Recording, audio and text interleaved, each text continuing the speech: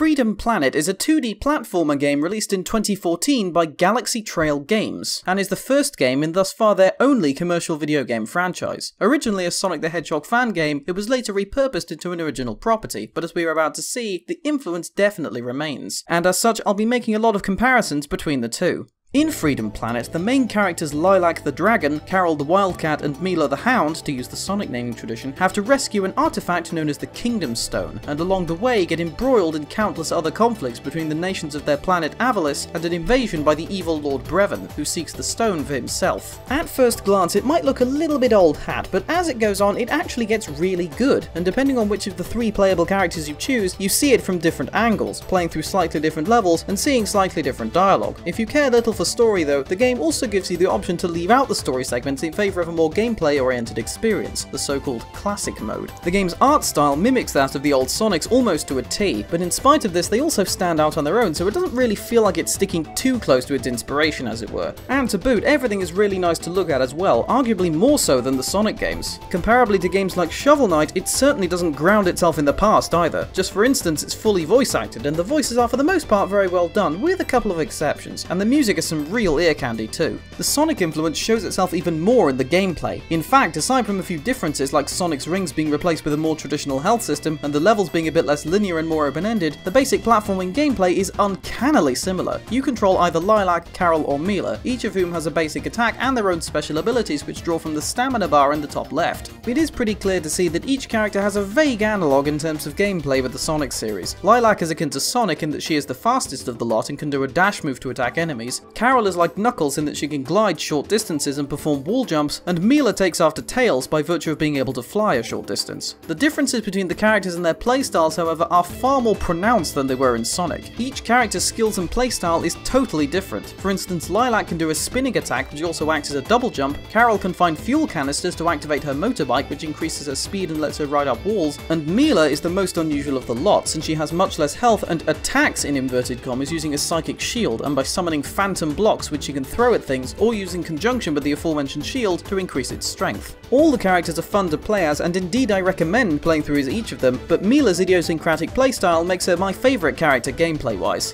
Much like the gameplay, the levels also wear the Sonic inspiration on their sleeve, right down to the famous shuttle loops and such. As I said before though, there's much less linearity than Sonic, so on occasion it can be hard to work out exactly where you're supposed to go. It also suffers from the occasional background wall looks like it's in the foreground syndrome, but generally speaking I found the levels to be really well designed. The hazards and puzzles you have to overcome are very clever and very fun, and not to mention some of the bosses are really nicely done as well. Speaking of the bosses though, there is one gripe I have with this game. In a lot of games like this, being attacked usually gives you a few frames of invincibility. Not so in Freedom Planet. This wouldn't usually be a problem, but the lack of them means that some later enemies and boss fights can be quite irritating and are disproportionately difficult in comparison with the rest of the game. Some of the obstacles can even stunlock you in later levels. In summary though, Freedom Planet takes the best bits of the old Sonic games and presents them with a brand new coat of paint and vast improvements all around, alongside more familiar modern features, all wrapped up into a really awesome game with a vast amount of charm. For the time you'll get out of it playing as all 3 characters, it is most definitely worth your time and your money.